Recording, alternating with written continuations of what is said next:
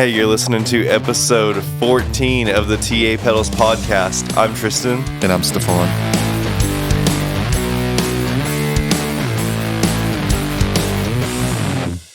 Yo, yo, yo. Yo. What's up? Nothing.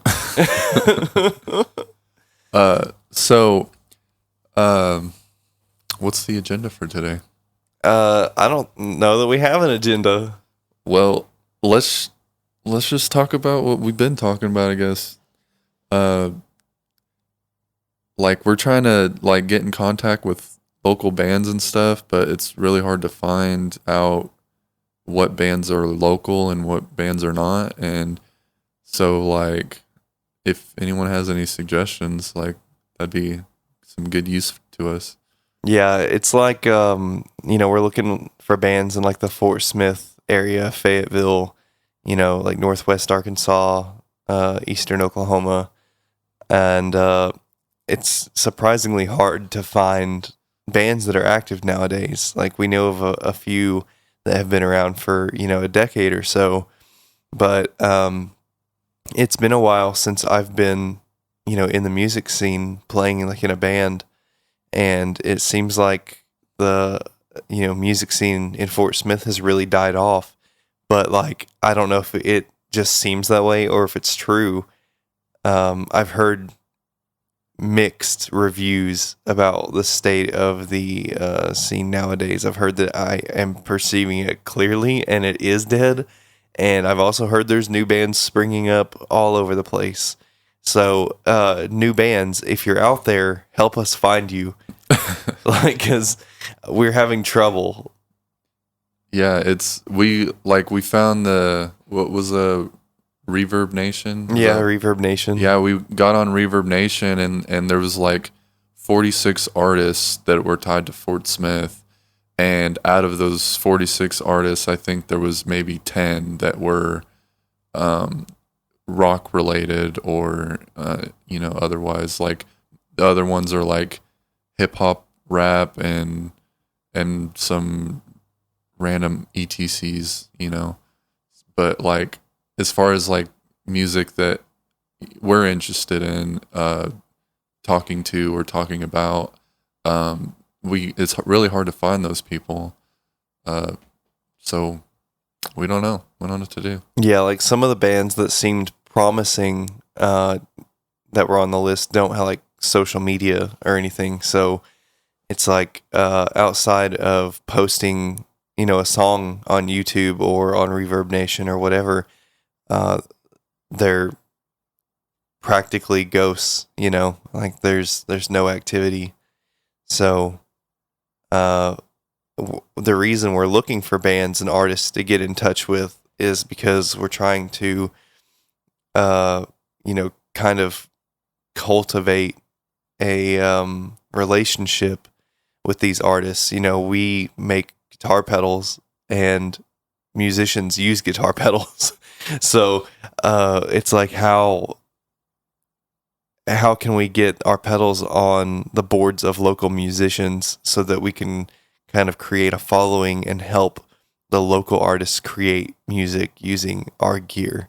Yeah, and the thing is that a lot of people tend to flock to the bigger companies, and you end up having a similar sound to other bands that use the same pedals. And if you have a unique pedal that has its own unique sound, then you're able to make unique music. And I think that would be cool for Fort Smith to be on the front end of that. Yeah, in pretty much every business course I've ever seen or listened to, they always say as far as business goes, get into your local market first. Try to connect with the people who are interested in what you're doing locally before you try to scale up. And I mean, that just makes sense.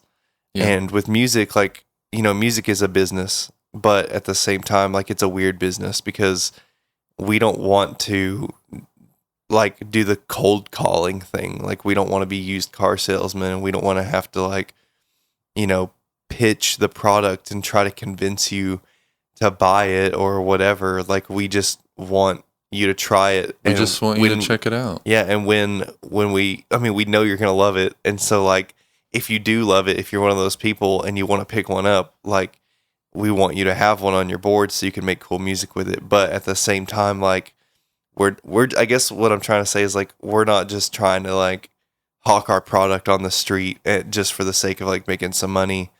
We're trying to find local artists who are going to be like a good fit for this particular pedal, and like we want to make friends. You know, like it's kind of like, it always makes me think of like Dunder Mifflin, you know, from The Office. Like whenever it's like, well, what can you offer that the big companies can't, or whatever? And a lot, because the big companies are so good and they're really good at what they do, and they have such a passion for music. We're not saying that they don't do this, but it's just like we want to make friends with you and invest in what you are doing, and we provide great local customer service, and we want to be your friend. Yeah. The bigger companies can do that to a certain extent, but like right now at the stage that we're at, we can provide a really unique and personalized experience too. So, but it's like if we can't get in touch with, you know, the people who are interested, it makes it pretty hard. So if you're out there, this is your call. Hit us up. We have Instagram. We have a website, tapedals.com. We have TikTok. we got most of the things. YouTube. Yeah. So we got YouTube. We got the Spotify. We got the SoundCloud. We got the Instagram. We got it all, boy. We got the website. We got email us at tapedals. Even though we're not very active on Facebook, we do have one. Yeah, that's true. But like the main focus is to meet people and develop relationships and friendships, and secondary, get our pedal on people's boards. But main thing is we just want to be out there, and we want to be known.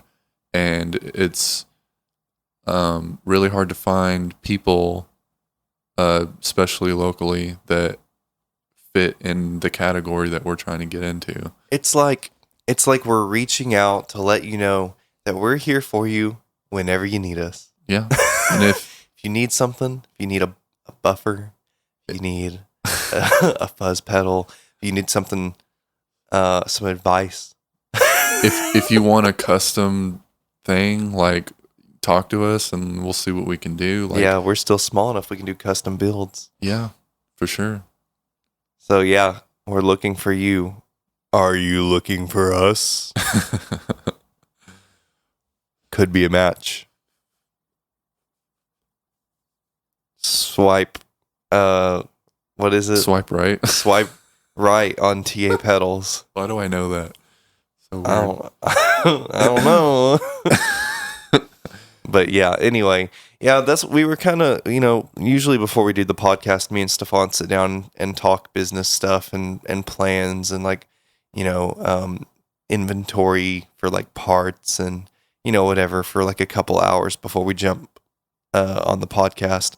And today we were, you know, talking about some plans to like ramp up into, I don't want to give too much away, but what would you say, Stephon? Getting ready for some releases. I would say we have plans. We're putting plans in place for our next big move. Yeah, growth and expansion. We have a couple of pedals coming out fairly soon. We're just trying to get our name out there so people can find us. Exactly. Because even if they're like the people out there, they're not interested in buying our products, they can still be interested in what we're doing, or maybe later on they're looking for a particular sound, and we have that sound, and not a lot of people do have that sound, then how are they going to find us unless we're out there? And we're just putting plans in place so that it's easier for people to find us. Yeah, exactly. It's going to make it easy for us to become a part of that community. Yeah. Because, I mean, that's what it really is. It's a community. It's a community of musicians trying to make some cool stuff together. And, yeah, I just want to be a part of that community again. It's like once I moved away, I became completely unplugged. Yeah. And had no connections anymore. It's like everyone who was here making music either quit or moved away. Yeah. And so, and plus I've gotten older. Like when I was playing, in my old band, I was quite a bit younger, and being 30, with a family and a full-time job kind of makes it difficult to meet the up and coming musicians who are, in the area. So it's just, but we want to meet them. Spot. Yeah, for sure. And I'm just getting into this. Like, I've never been a part of the music scene. So it's really cool to get into it and find out what it's about. And it's a lot of loving friendship and trust, and it's really great. Like the music community is really supportive and encouraging, and you can't really, it's hard to find all of that in one place anymore, not even, I hate to say it, but not even really at church anymore you can find all those things. And so it's really a nice thing that it's still out there. I think it's great.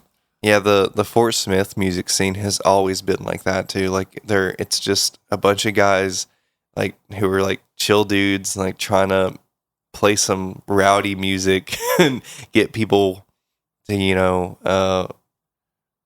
I don't even know what you'd call it. It's just, it used to be just when you would go to a Harvester show. I don't know. I don't even know if they're still doing stuff nowadays, but back in the day when you'd go to a Harvester show, it was just absolute chaos, and it was awesome. But those guys are the nicest dudes. Yeah. And that's how every band was. Cape Fear, great bands. They're just, but I don't see them being active anymore. And I'm not saying they're not, but I don't see it. Yeah. And so maybe they're struggling with the same thing we are, visibility. Yeah. But yeah. we can, that's the thing though, is we can work together and get more known. Mm-hmm. If we meet someone that lives on the other side of Oklahoma and they're spreading our name and we're spreading their name, then all of a sudden, their radius is increased. Mm-hmm. That's true. It's a good point. So it's it's not we're like I was saying before, it's not really about selling pedals. It's more about making bonds and making friends and making relationships. It's that's what I think that we're most focused on is expanding our reach to relationships and friends, and we're just down to meet new people. Yep. Because, dude, musicians are some of the most interesting people you can meet. To be a musician, I feel like you've got to be not in a specific way, but in a general way, just kind of different than other people.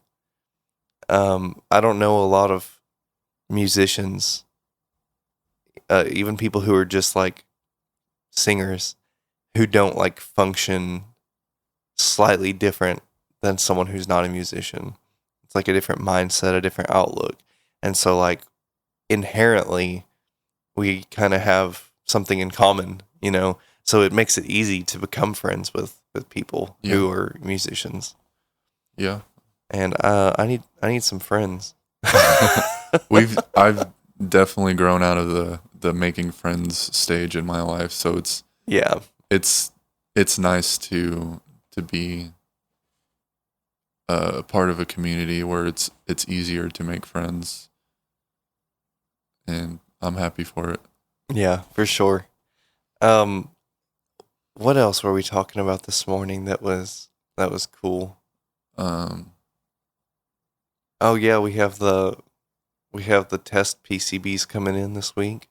yeah, That's a thing. the new for the new pedals. Yeah, feeling pretty confident about this set and what we've decided to do differently for it. I think it was a good plan. Um, let's tell people kind of like not what we have coming out, but like what we're doing, like the plan to change everything Uh, in a very brief way. I mean, we're separating circuits into like we're basically separating different things, different components into separate PCBs so that everything's easier to assemble and uh, you know easier functions. Yeah, I'm what I've called it when I describe it is a modular system, as in like one board serves one purpose. Like the like relay bypass system is like separate from the main board, and so it makes it easier to, like Stephon said, assemble, and it also allows for like compatibility with different boards. Like, so if we had like a buffered bypass and we needed a buffer in a particular pedal, we could just use that daughter board paired with any of our other circuits, and that would be really cool. Yeah. So it's like it's a main piece that's going to be in all of our pedals pretty much. Yeah, it's gonna allow us to use an electronic switching system instead of a mechanical switch, because the life difference, like the durability of a mechanical switch, is so much less than that of a relay. You can stomp on it for way longer and it work. So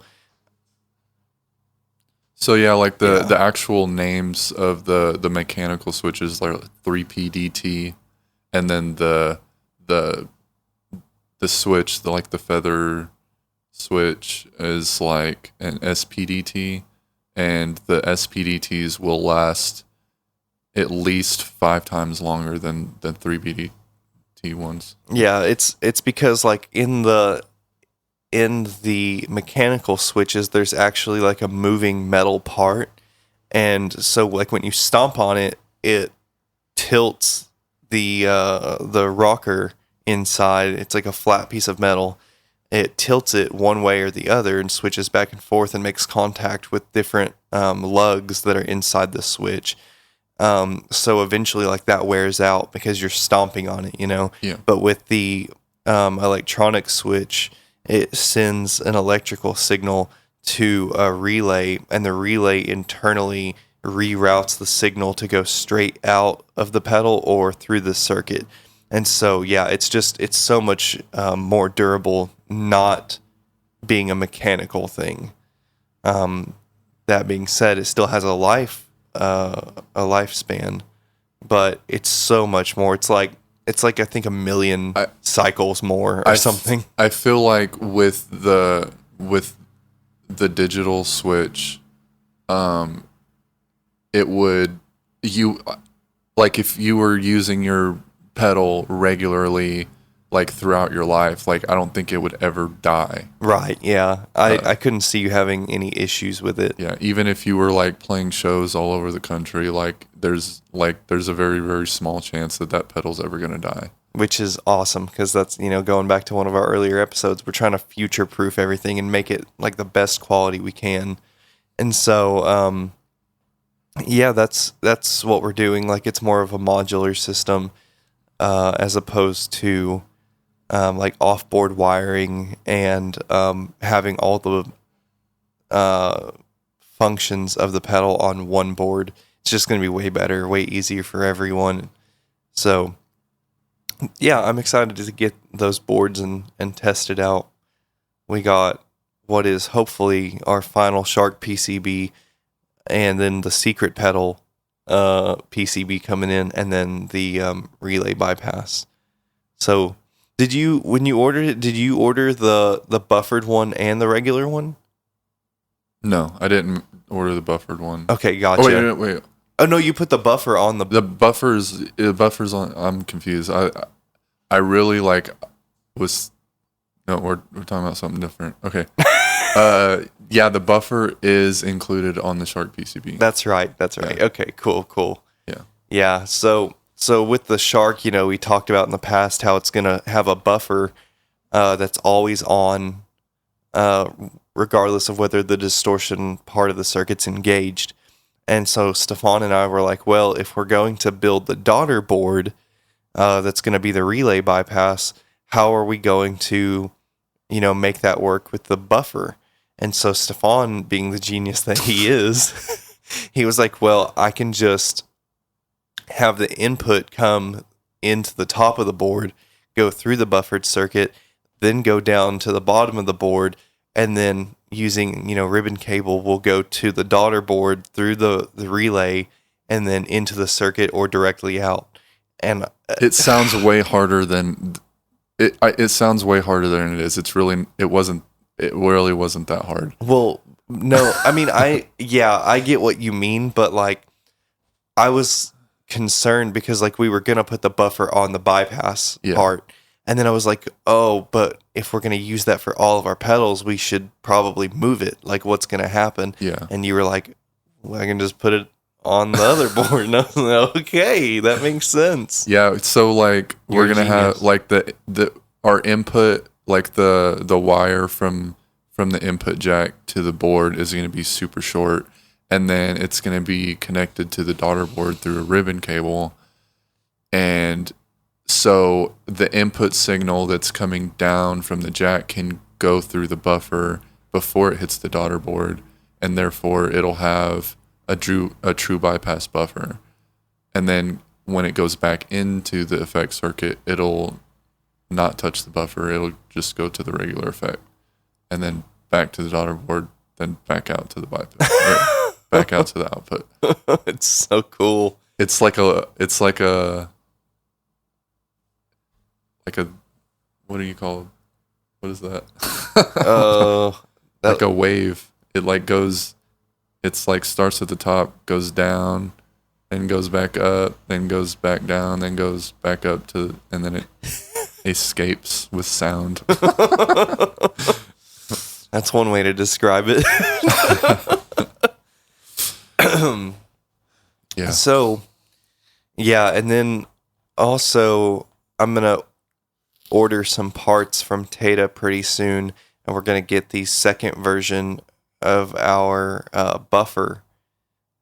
We had some minor issues with the last enclosure, and so when I order the new one, everything should be good.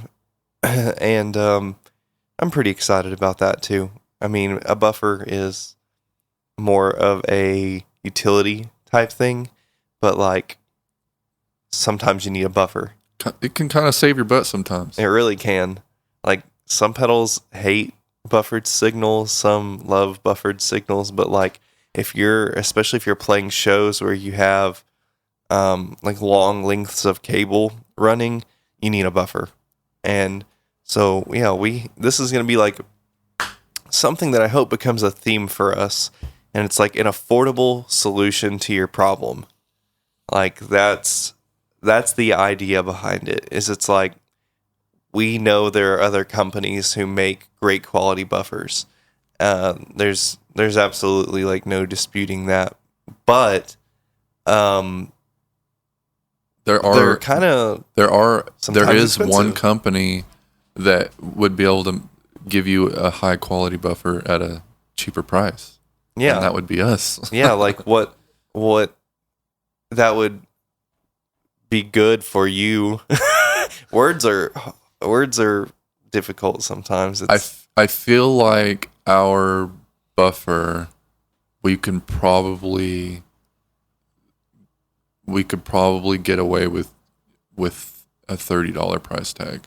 Oh yeah, I absolutely think so. And I think that's pretty good comparatively speaking to all the other companies that make buffers. There's I've seen them from anywhere from $60 to $100, and so to have the lowest price chopped in half is pretty crazy.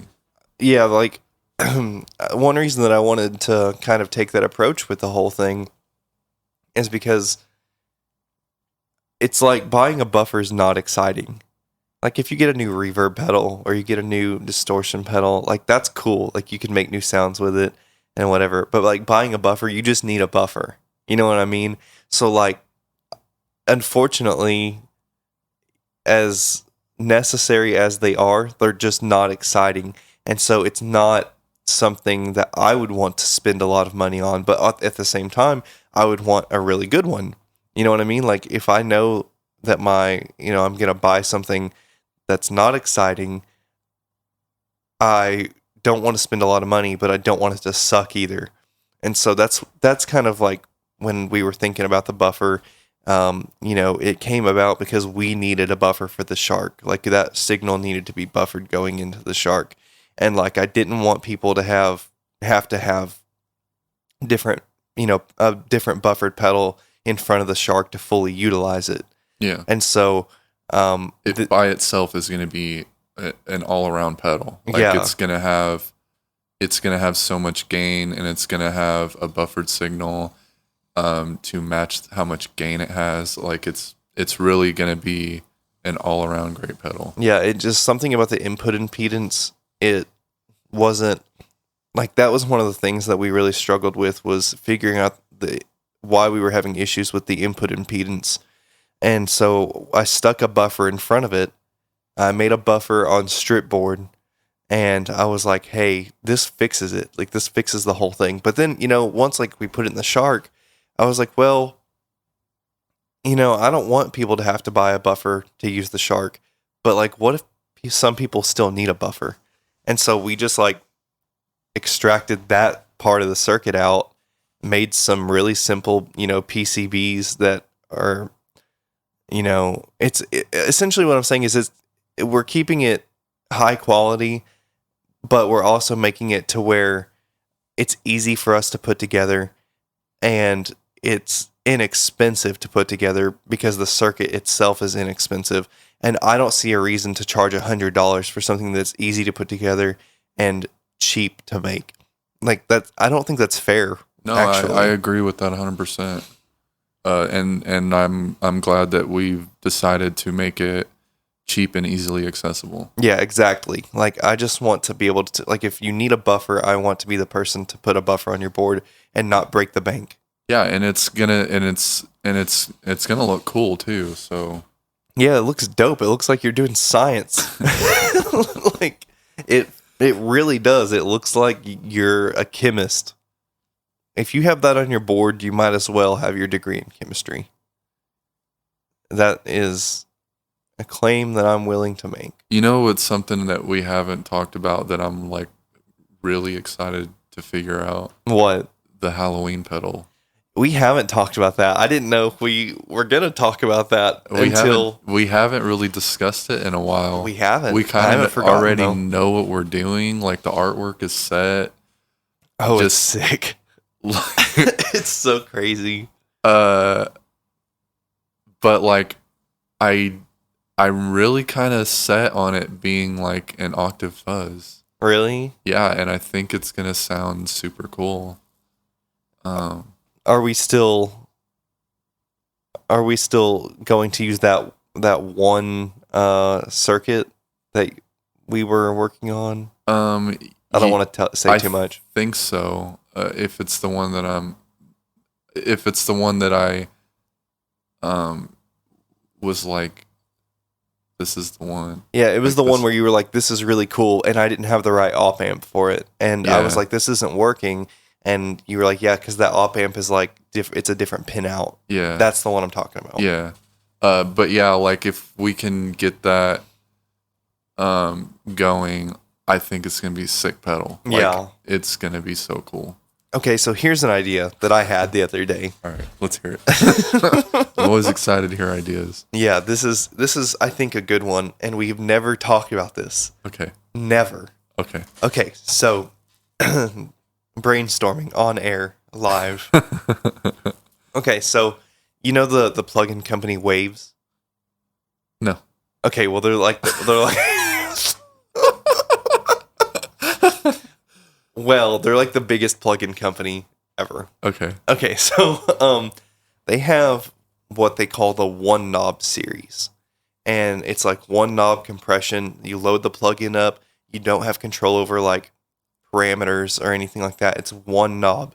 So all the other parameters are like preset. Like, so if it was a compressor, your ratio would be preset. Your threshold, or not your threshold, but your like your attack and release time would be preset. And then you just adjust the knob, the one knob, to increase or decrease the level of compression.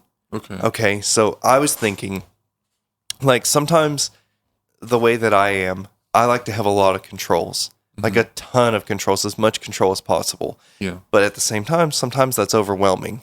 And so I was thinking, like, what if we did a series of pedals that had one knob?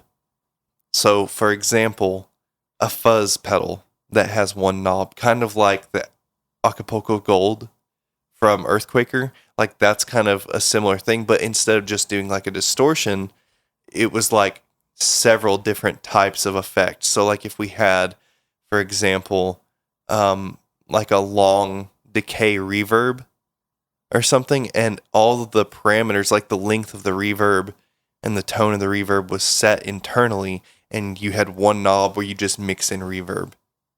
Okay.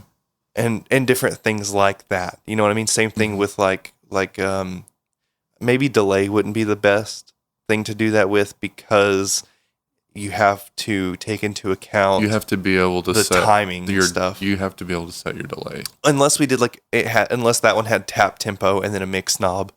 That's a possibility. Yeah. That could be really cool, actually.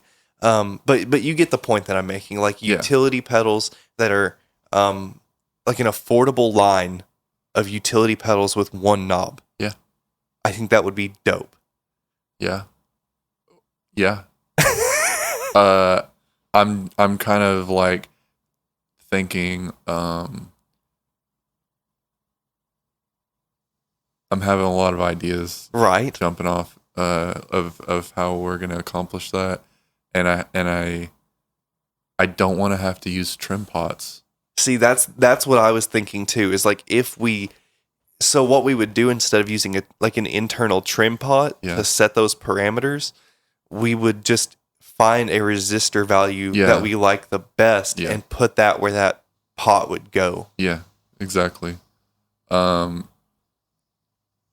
This could be dope. Like, I've been thinking about this for a few days, and I'm like, I have to wait until we can sit down and talk about it today. Yeah. Because I would be okay with that, because we can literally take the circuits we've already made and incorporate them into that. Yes. Like, what if we did like a budget vampire squid with one knob? With one knob. A budget shark with one knob. A budget secret pedal with one knob. Yeah, exactly. Yeah. That could be nuts. Like, we could do, I don't know how we would do it, but like we could do like certain enclosure types where we wouldn't have to like spend a lot on the printing and stuff. We could even do them possibly. Well, no, that wouldn't be. I very cool. I already know how to do it, and it wouldn't be expensive at all. Really? Yeah. You're pointing at something, and there's so much over there. Stickers. Yep. I don't get it. Those stickers, those labels that we have are high quality. And if we had a label print that covered the whole top of the enclosure, then we don't have to pay for printing. We just have to pay for the labels, and those are super cheap. Yeah, but I feel like with you stomping on it, I feel like it would wear off. You know what I mean? Like, I've seen other companies do it, and they don't have any problems with it. Really? Yeah. Huh. And just to think about the label on the bottom of on the back, like that thing ain't coming off. Yeah, I guess that's true. And those are high quality vinyl labels. Like they're going to be fine. Well, then You know what that's I mean? definitely a possibility. Yeah. Let's take it into account. If we did that, I would maybe want to spray the enclosures with like a clear coat over the top just to seal it. But though. that's like literally we could do 100 of those for $3. You know what I mean? So like true. that's what I'm saying. Like that, if we wanted to keep costs down for that, and not have to pay for printing and stuff, that's a very easy solution. Yeah, what I was gonna say was like maybe we could do like plain enclosures, and then it be like it would have our sticker on the back, and each color could represent a different effect.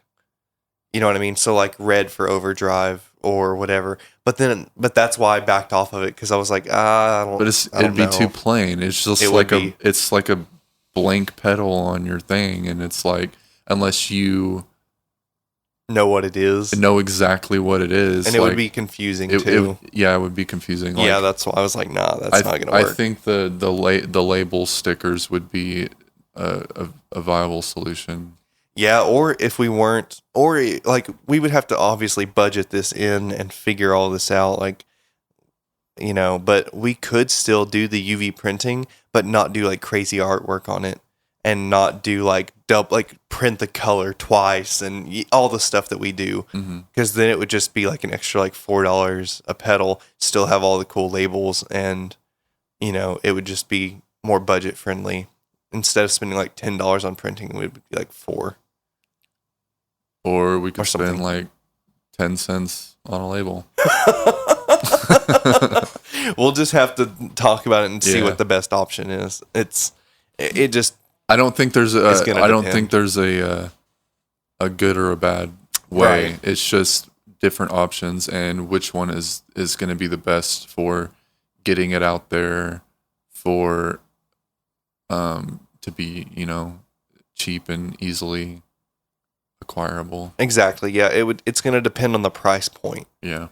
Of like what we want to charge for the pedal and everything. So, well, in that case, like just for the Vampire Squid Fuzz, I think we should make 3 different versions since we have 3 different clippings. And we can that could be crazy. Then we can have like a boosted overdrive, and then we like with either silicone or germanium, you have the more of a fuzzy tone, and I think that would be cool. So we could potentially get 3 different distortion pedals out of just that one circuit. Yeah, we could adjust some values and stuff to voice them differently too. Mm-hmm. Like obviously we're gonna have to pick a resistor value for like the filter. Mm-hmm. We could choose different values. Well, the filter that for the pot that we're using is 100K. Right. So if we brought it down to 50K, then it would be at middle. So right. you get your lows and you get your highs at the same time. Yeah. So that, I mean, yeah. But like what I'm saying is like if we did different like ones with the clipping option, we could maybe choose 50K for the op amp mode, and then choose like 85 for, you know, 85K for or whatever fuzzer tones. Yeah, we'll just have to experiment with it and stuff. But yeah, that could be really cool. Obviously the one big knob is going to be the fuzz knob. Like that'll have to be a thing. Like, and then, I guess, yeah, same thing with the Sharp. If we take out the volume, it'll be a set amount of volume. Right. And we can adjust it based on the clipping type. So that ending circuit will have to just be open with maybe like a 50K resistor. So it's not super loud, but it'll still be loud. Right. Yep. I am maybe excited. 25K. Ooh. That would be like, then we can call it a boosted overdrive. I think I'm curious what exactly makes a pedal a boost, because it's not like, so for example, I built in the very beginning of my pedal journey, I started making clones of the Earthquaker devices, arrows. Mm-hmm. That's a boost, and it's one knob. And so pedal PCB has this circuit board. It's really small, called the Amentum Boost, and I made 4 or 5 of those. Does it have an op amp on it?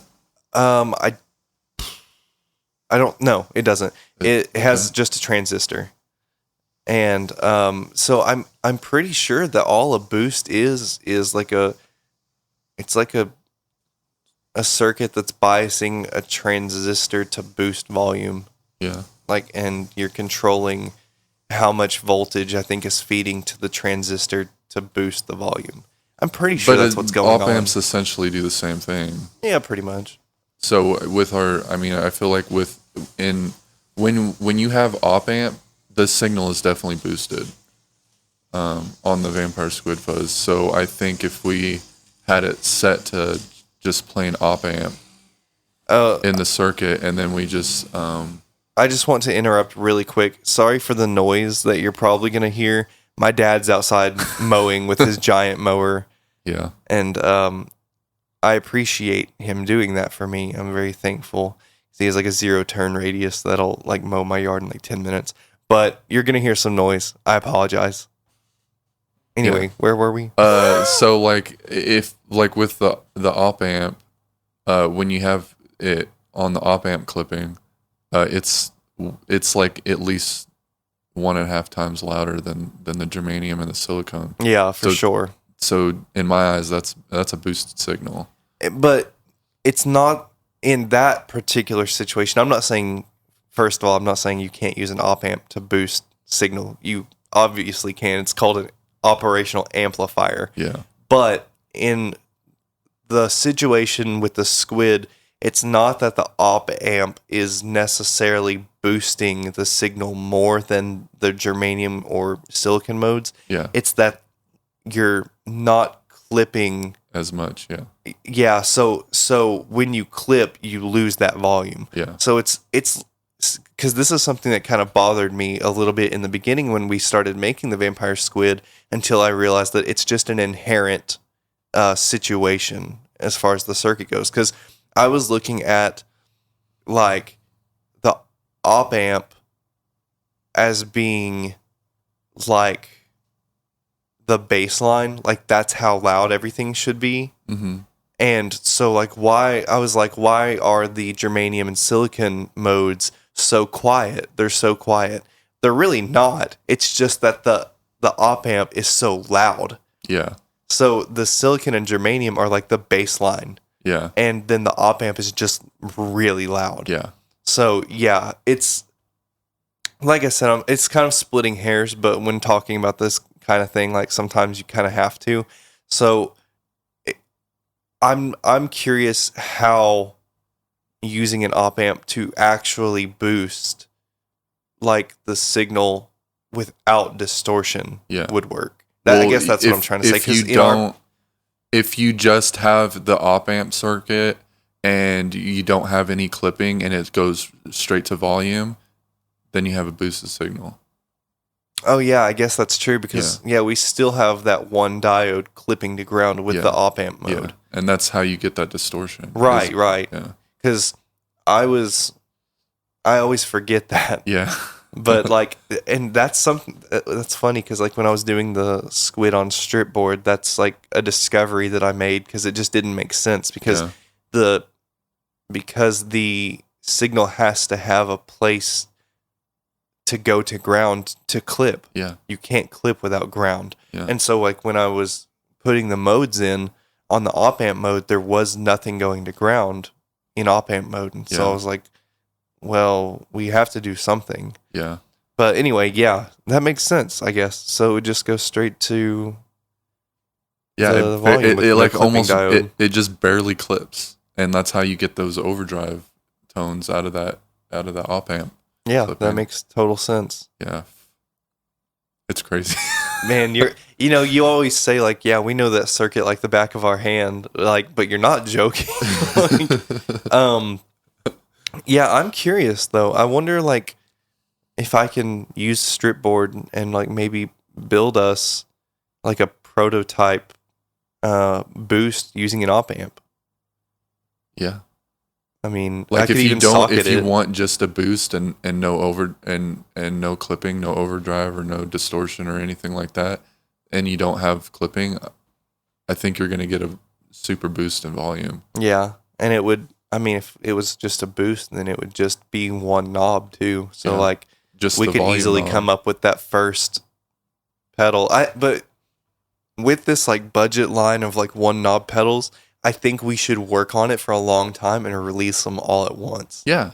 Like, I mean, it could be I like a feel like long-term project. That would be cool. yeah, I do feel like something like that would be super easy to do, and like we could probably like maybe next summer have like maybe 5 or 6 pedals to That's crazy. throw out all at once. Yeah, I think that would be awesome. Because those circuits, like the circuits that we come up with, are not going to be much different from circuits we already have, Mm-hmm. and it's just slight changes to them to make them, set parameters and all that stuff. Right. Like, it's just ease of use. You're just taking out the pots and replacing them with resistors, and then picking out, do I want this or do I want that on that specific pedal? Right. So we could easily do an overdrive, a distortion, and a fuzz pedal with that.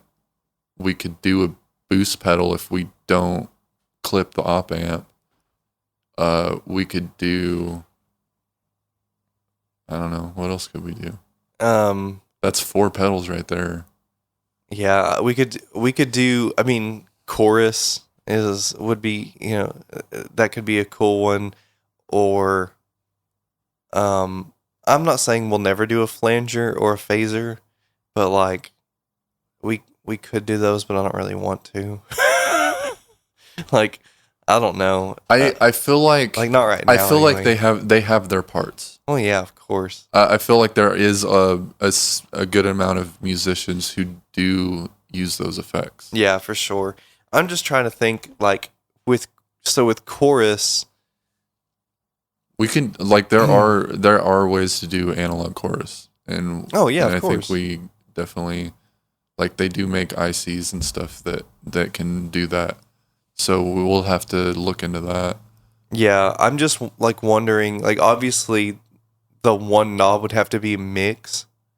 Yeah, like a blend. Yeah, exactly. But like I don't know that. I see I'm fighting myself internally right now. You're witnessing the struggle because I'm like, well, if I had a chorus, I would want control over, the rate and, the depth and the speed, or like, I guess speed and rate are the same thing, but you get what I'm saying. Yeah. But like I guess I'm gonna have to get over that. Can we find a way to tie those in, all those parameters into one knob? You wouldn't want to. It would increase the rate and the time as you turn it up. Yeah, you wouldn't want to. Okay. Because like if you wanted like a fully wet effect, you couldn't have like that slow like wave like chorus fully wet or whatever. Like whatever we decide the speed's gonna be or whatever. Yeah, you get what I'm saying. Yeah, I think we should just. If we're gonna do it that way, I think we should definitely like figure out what sounds the best. Because we want it. Like it. Let's say if someone was like, I want to buy the whole set. You know what I mean? Like it has to sound good with the rest of the pedals too. Yeah, and we're as far as like the speed and rate and all that, we're gonna have to find like a good middle ground. Also, something if we're gonna do stuff like this. Something we're going to have to figure out is tap tempo. Like, do you remember on our Alien pedal how it had 2 foot switches, but was still in a 125B? If we did the one knob thing, like with the delay, we could have a tap tempo switch and the effect on and off, and then just have a mix knob. I think that would be really, really cool. But practical and affordable, I don't know. Okay. You know what I mean? But Yeah. that's just something we'll have to look into. And maybe we could do the same thing with the chorus, have a tap tempo to set the rate, and then have just a mix knob. Yeah. We'll just have to look into it. Yeah. So, but either way, we have 4 pedals, Yeah. 4 ideas for a 1 knob pedals. Heck yeah. And, it's just a matter of deciding if we want to put out 5 or 6. Because we can, like those first 4, those are going to be easy. Super easy. But the last one, that's the one we're going to have to work hard on. Yeah. And so it's a matter of do we want to work hard on 2 or do we want to work hard on 1? Yeah. Whatever we do, they're going to be cool. They're going to be very like utility oriented, like ease of use, I guess I should say. Like we're going to take the circuits we have and reduce the amount of control and features on them and still make something that's usable and accessible. And it's going to have a giant knob on it. It's going to have a giant knob. Like those Amentum boosts I was talking about that I built. Yeah. I used a knob. Let me see real quick. Let me look it up exactly. So just for reference, okay. Just for reference, the front face of the enclosure is 64 millimeters. Okay. So 64 millimeters from left to right. It's about 2.5 inches. Yes. Okay. So the knob that I used on those first Amentum boosts was 41 millimeters. Yeah, so that's about 2 inches. Yeah, so a giant knob almost covered the entire front face of the pedal. And it was awesome. It just felt good. It was heavy because they were solid aluminum. Yeah. That knob, I just looked it up, it was $8 for just the knob. Well, we can find a more practical knob to use. Well, of course, but it's just and crazy. I wouldn't be opposed to having one of those like pointer dial kind of knobs. That way, if like people wanted to mess with it without having to bend over and mess with the knob, like they could grab that pointer with the toe of their shoe or whatever. Yeah, like that. Exactly like that. Yeah, I love those knobs, and I've been looking for a reason to use them. Sometimes, like, there are knobs that are kind of shaped like that, and they're called chicken head knobs. I hate them. Well, I think we have a pretty good understanding of how that's going to go. Yep, I think so. Also, speaking of what you just said, did you know that this company called Wingman Effects, they make what they call a foot control knob? And I have seen those. Yeah, and so you like put it over the knob, and it's like in the shape of a Y, and you put it over the knob you want to control, and then you can push it with your foot. So like that sounds like an aftermarket part though.